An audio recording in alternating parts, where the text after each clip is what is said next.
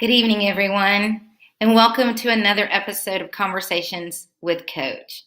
I'm so excited that you all have joined me, and I am super excited about our guest this evening, and I can't wait to bring him in so that you all can meet him as well. But before I begin, I wanted to just share with maybe some of our newer viewers exactly what Conversations with Coach is all about.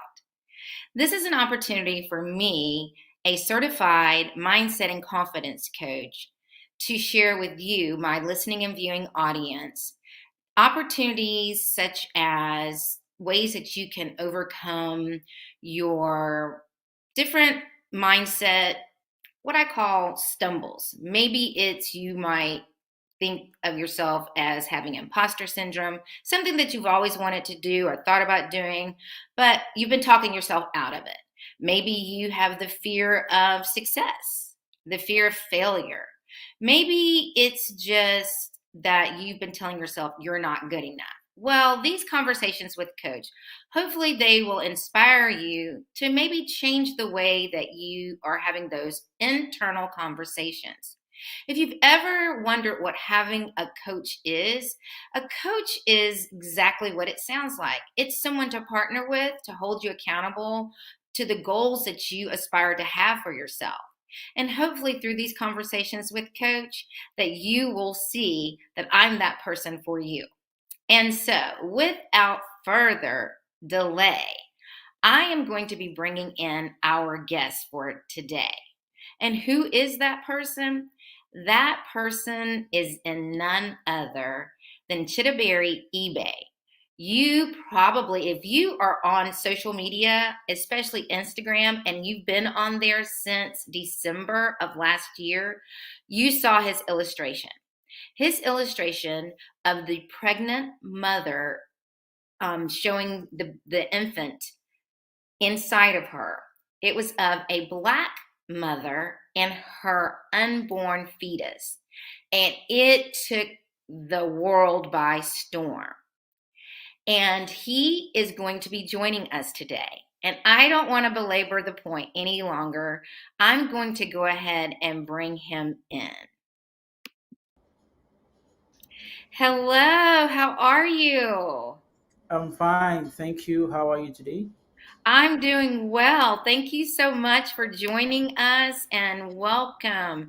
I didn't share a lot about your bio, as we like to call it, because I was so excited to have you to come on, and I wanted to just get right into it. And actually, I want you to share with our audience a little bit about yourself and your story.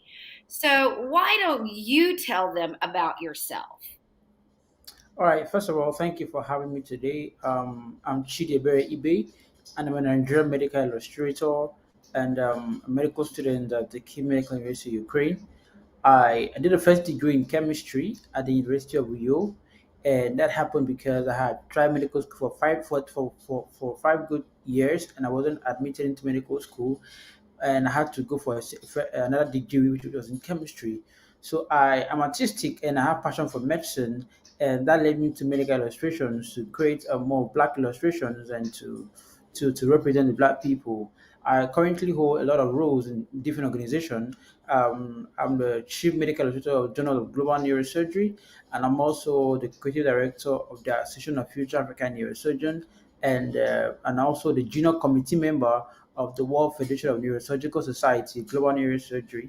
And there are a lot of positions that I hold, but I would just love to stop there and to say it's good to be here today on this conversation. Well, now, whoo, you do hold a lot of hats. My goodness. Now, I was listening to another interview that you have done because you are just all over the place. Let me just say that. You've been interviewed by CNN, you've been interviewed by Forbes, and it's an honor for me to have you here on Conversations with Coach. So thank you for coming. But I heard one interviewer refer to you as Chitty. Would you mind if I called you that, Chitty? Yeah, yeah, sure, that's fine. That's fine. Thank you. Now, for my listening audience, because you just rattled off so much, and I was just like, wait a second. He just ran through that like it was just nothing. And your resume is super extensive. I just want to go back and just touch on it because I don't want anyone to miss anything that you said because I know for you maybe it's just kind of in your past. But as I mentioned in my intro, there are a lot of people who deal with lack of confidence and maybe the imposter syndrome because maybe they were turned away from doing something. Maybe they were pursuing a goal and they hit a roadblock. And you kind of casually mentioned that you hit a roadblock in pursuing something and you had to figure out a different way to go about it. And you said that you had gotten a degree and but you had to go a different way. Go back to that and just tell me just a little bit about that. All right. So, first of all, for me, I had tried medical school for a very long time. A very long time. I wasn't admitted into medical school, and the whole idea of not staying at home, not wasting your days in at home. I had to go for another degree, which was in chemistry, and while still in chemistry, I was still applying to medical school, and I wasn't still admitted. But I knew what I wanted to do. I knew that I wanted to be a medical doctor, and that's who I was created to be, and that's why I just kept on applying. And at some point, family gave up on me. Family said that you are all of this, you are going to do this alone. Your school fees is all in your hands to take care of. And I just had to, I had to, I had to work on myself. I had to learn a lot of skills. I had to develop myself and become very artistic. And I think that's where I grew into becoming who I am today. I mean, the more to talk about that as we progress. I would talk about that more. Absolutely. That really does lead us into the first topic of inspiration. And I hope you don't miss the fact that he said that he knew what he was created to do. He knew the fact that just because he was denied getting into medical school, he wasn't going to stop pursuing that. That he knew that it just meant that he had to go about it a different way. And so, share a little bit more, if you don't mind, in terms of the inspiration to pursue the illustration part of it. All right. So, first of all, I started illustrations in 2020 during the lockdown, and that's because I was broke. I didn't have money to keep up in the lockdown, and but I knew I had skills that could help me get money, and so I reached out to this group on Facebook during the lockdown. That I currently work as the creative director, Association of Future African Neurosurgeons. So I reached out to them and said that I wanted to work for them, and they should pay me to do designs for them because their designs were not that nice. And I had a quick response that there are no money, there was no funds to pay me, and I quickly agreed to volunteer because I love medicine, I love neurosurgery, and that could be the only way to learn. So I quickly volunteered, and so there I met my mentor, Dr. Ulrich Sidney. He's the founder of the association.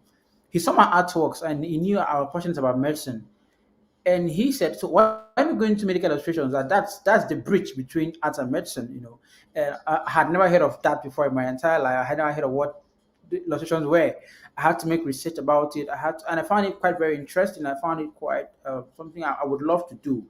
Then I started doing research on them, and I started learning. I started teaching myself. And funny enough, there were no tutorials on YouTube. There was no tutorial, so I teach myself everything that I learned today. I teach myself anatomy. I teach myself how to use Photoshop and so many things. And it was a difficult journey, very difficult journey, because from in Nigeria where I live is an hour journey to where I was working, and Mm. in my house there was no power supply. So basically, I was traveling to my church where I could have power supply every day for a year to learn medical illustration. So, but I had to just keep doing it because I was passionate about representation. I was passionate about drawing black people. I was passionate about drawing children and making my artwork speak up. And so that has been a little journey how I started, and what kept me going, and I'm sure that's how it's going to be in the near future. Absolutely. I hope everyone grasped what Chitty just shared with us. In terms of his inspiration, he wasn't going to let anything stop him. He had a mindset of, he was, as all of us in 2020, we were in the throes of a worldwide pandemic. He needed the money, and he knew that his passion was going to drive that inspiration that he had to get into medical school. And so he used his resources an hour away to get to his church so that he could get to those things. But he wasn't going to let that hinder him. He wanted to he wanted to bring that part of representation mattering to the world. And he wasn't going to let anything stop him. So, Chitty, let's fast forward a little bit to the end of December last year, 2021. And as I mentioned, unless you had been sleeping under a rock inside of a cave, I don't know where, maybe on Mars. Because if you were here on this planet Earth, everyone knows about the reaction to that very illustration that I am talking about. Talk to us about the reaction. Well, first of all, I would say that I wasn't expecting for it. I wasn't expecting to go viral. I wasn't expecting that I was going to be this famous. And well, I think I woke up not being able to keep up to my emails anymore, my phone calls. I had to quickly look for a manager to manage my emails and my social media handles. It has been inundating. It has been overwhelming, and the, the, the, the, the global experience or the global reaction to that illustration made me wonder what's so special about this drawing. Because I myself did not really know that it was that deep, that it connected so much to people. I had to quickly make a quick research. I had to go to my comments and read what people were saying about the illustration. Because when I created that drawing, I created it more of an advocacy tool, more of a tool to speak up for more drawing the medical textbook. But when I saw the reactions of people on social media, I had to read the comments, and I saw people say things like, for 50 years in the healthcare sector, I have never seen a drawing like this. I've never seen a black brilliant man represented. And people say a lot of things, like now they see themselves more, now they feel more valued and respected. Some literally cried on the phone while calling me because it just cut across for those being in health sector, but generally for the people of color. I think the reaction has been quite very amazing, and I think I did cry at the start of when everything went. I did cry. I Yeah. felt very emotional because I wasn't expecting this. I wasn't expecting this, and it's something to be grateful for. Yes, and but, I mean, at some point, I had some calls in the US of a mother saying that she showed a drawing to her younger ones, her younger children, and the children said, "Oh, now I see myself. Now I have more reasons to study medicine." So it's amazing to see that the drawing alone has sparked interest for a career in medicine because people can now see themselves. So generally, I had to be very receptive. I had to see that understand what this drug really meant to people because as I said I wasn't expecting that. It came to me by surprise. But I had to understand that the success wasn't an accidental one, was something I had built over time, but it came in split seconds that I didn't expect it. And I had to make quite use of the opportunity. I had to for me it became for me it grew from becoming a passion into a purpose, and that's why I have to keep doing it. I have to see the deeper message inside of this drawing other than being a medical illustrator. Absolutely. A passion that's been driven into a purpose. I really like that. As I was saying to you before we came became live, I when I saw the illustration, it yes, like everyone else, it was very captivating. It had me to ask so many questions, as many. The one question that resonated with me was why, as a black person, was was it so accepting? that sitting inside of the doctor's office, waiting to be seen, had it become so accepting as a culture that the illustrations on the wall didn't look like me. Never did it ever cross my mind that those illustrations didn't look like me. It didn't bother me or cause me to question. And that was, like you say, it made me have to ask why. Why did me nor anyone else that looked like me?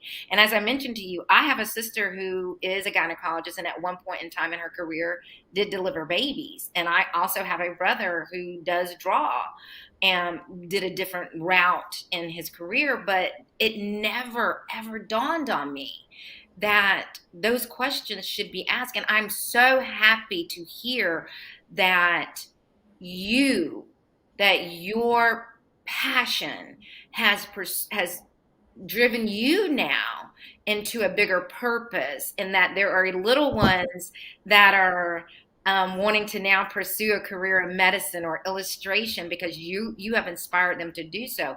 I want to ask you this question. You being in Nigeria, is it more common for you in your country to see those types of drawings, whereas for us here in the US, we don't? Well, basically, I think it was a norm. It was something that has been for a long time, and people didn't really question the fact why were these drawings just white, And in medical textbook also here in Nigeria, they're all in white illustrations. So because it has been an unconscious information that has been passed down from generation to generation, and nobody had the privilege to question this fact.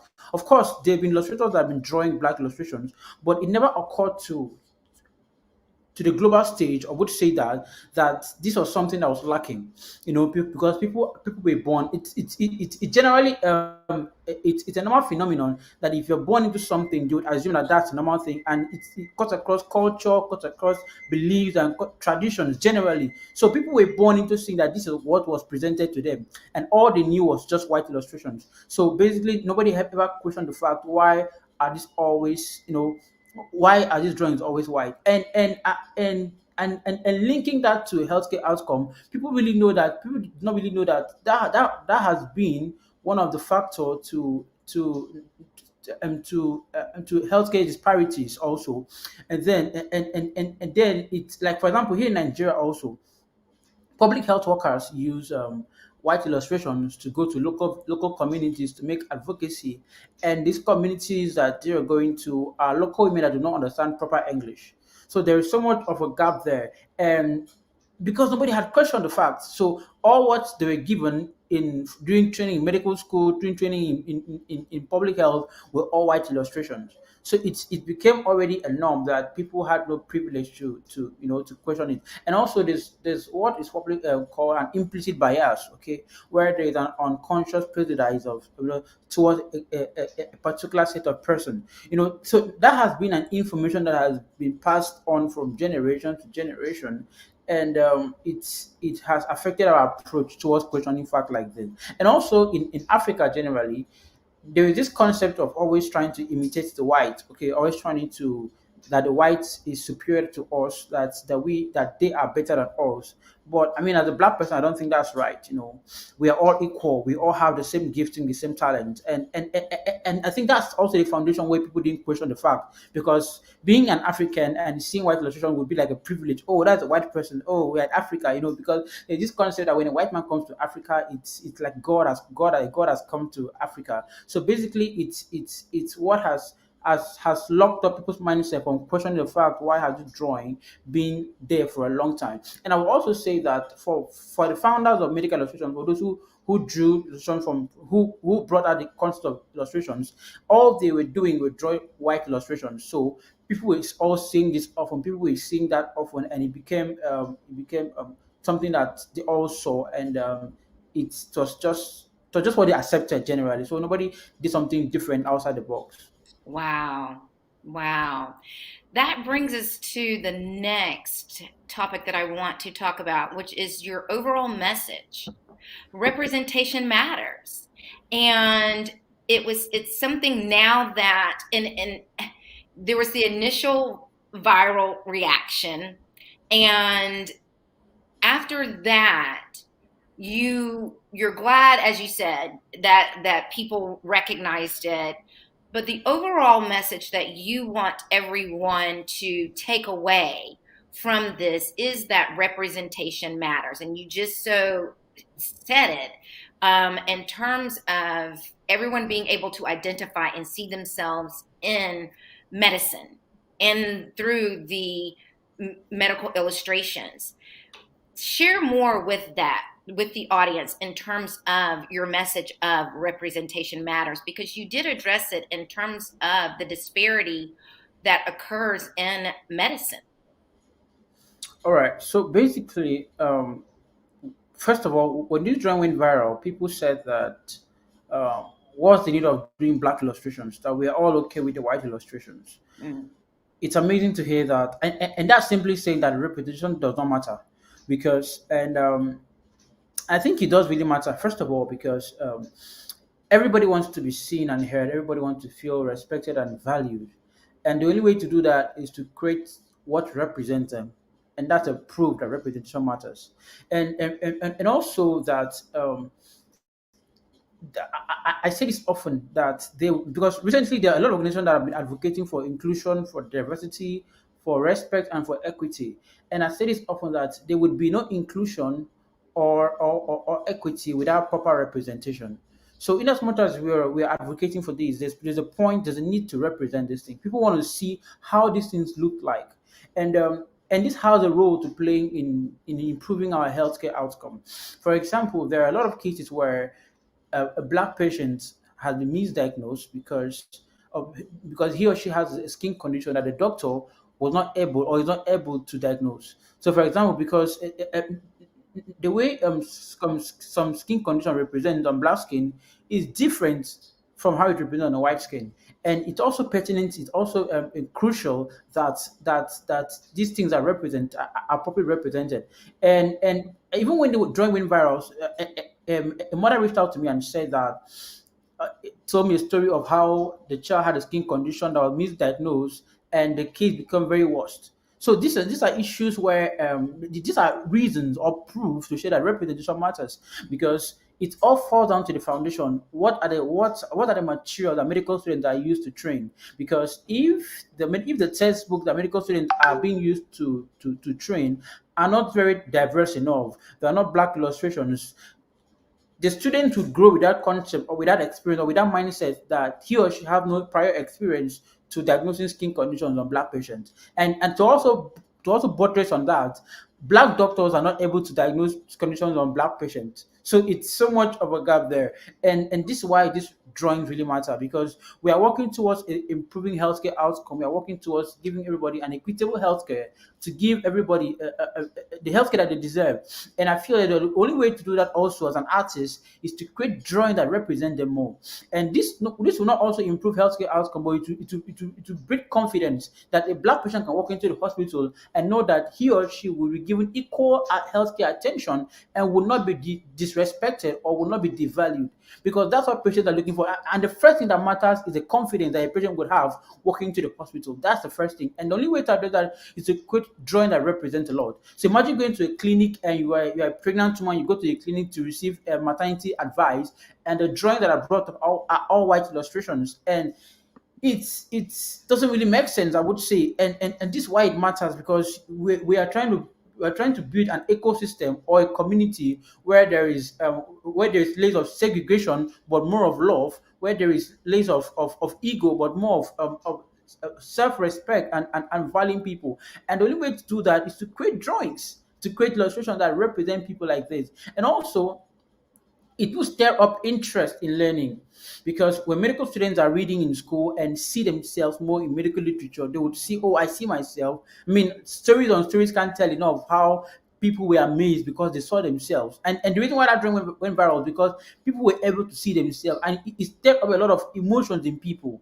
That's the essence, and that's why it matters. Now, people now have the ability to lend their voice, to speak up, and it brings um more community, it brings more synergy. So I mean, there's so much to talk about that this really matters. There is no reason why this should not matter. There is really no reason. So I think that it does really matter.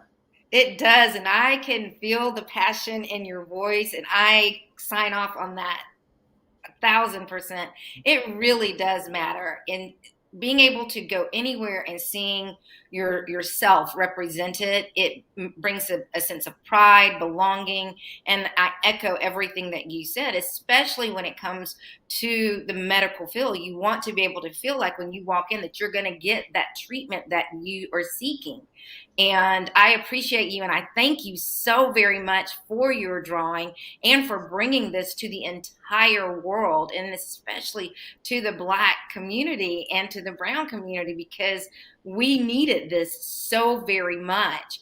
But I always do a call to action for my guest, and I want to share how people can get in touch with you and how they can reach out and support you, because we appreciate you so very much. And I am, again, so deeply honored, because when I sent you the request to be on Conversations with Coach, I figured that you were having people to monitor your social media, and I thought, I sure hope he gets this. So I, again, thank you so much for responding, and I'm glad it was you that did. So you can get in touch with Chide in by his email, and I'm going to put this in the show notes as well.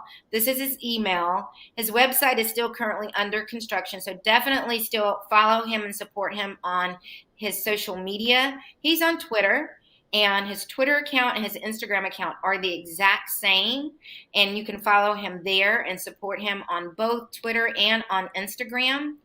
And just make sure that whatever he's doing, if you can help to support him financially, follow him and support him in the comments, because we all know just as many people that are out there supporting him, there are going to be just as many out there who will not support him. So let's make sure that we are supporting him in the comments and protecting him in those comments as well. We know exactly how social media can be.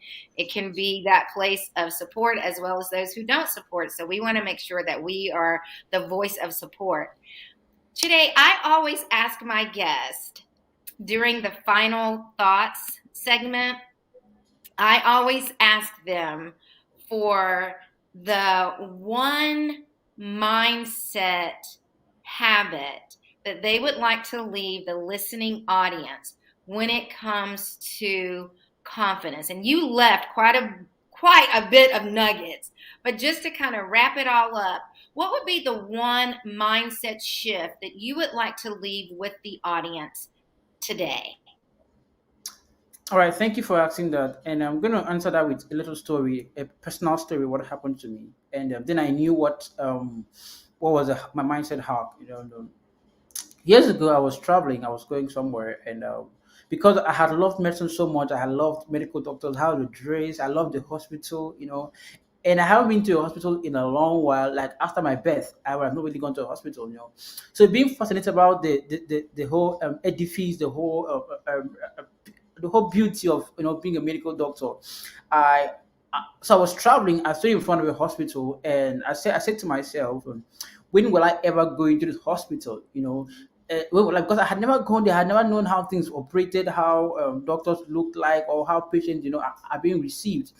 And amazing to tell that that same day I actually went to the hospital. I didn't go as a doctor or as a medical student, but I went as a patient, because while coming back, I had an accident that led me to that same hospital. Then it was dawned on me that my words are my mental hack, that my words is what I use to set my mindset to achieving goals. So how to quickly rephrase and said, when will I go into the hospital as a medical doctor? It's amazing to know that's what worked for me, that my words is what I used to create my mindset, what I used to frame my mind. And from there onward, I started speaking positive words to my existence, and I started creating my future. I started building a strong mindset through my words, and that's what I would tell to everybody out there, because our words are powerful, and if you can use our words, you can build a strong mindset that will lead to success and will lead to excellence. That is amazing. I love it. That is exactly right. And I don't know if you knew this or not, but that is my process for my confidence and mindset. I use see it, say it, do it. That is the process for Christina mindset. Chitty, it has been an extreme pleasure and honor speaking with you, and I hope this is not the last time that you will come to Conversations with Coach. I look forward to speaking with you again, and I wish you all the best in your journey. And I'm going to continue to be watching you. I'm going to thank you again for joining us, and I'm going to ask you to stay tuned as I close out and say goodbye to my audience. Thank you again for joining us. Thank you for having me. Pleasure is mine. Everyone, I hope that you enjoyed this as much as I did. It was such an honor to have him to be with us. And I hope you enjoyed that last takeaway. It's our words that matter. And if we can see it and then we can say it, we can put action behind it to do it. You don't want to miss next week. I have a dynamite guest that's going to be joining us. If you are an entrepreneur or you're an aspiring entrepreneur and you just don't really know how to navigate this social media world, she's going to help us to do that. Make sure that you're following me on all of my social media. If you are, which I see that you are because you're here today, make sure that you're sharing that. I would love to grow all of my social media platforms, and with your help, I can do that. If you now know what a coach is and you are interested in finding out more about my services, follow me on my website and go ahead and book that no obligation discovery call so that we can get to know one another. And I am looking forward to having you to join me here, same time, same station. Thank you again for your support, and I'll see you back next week.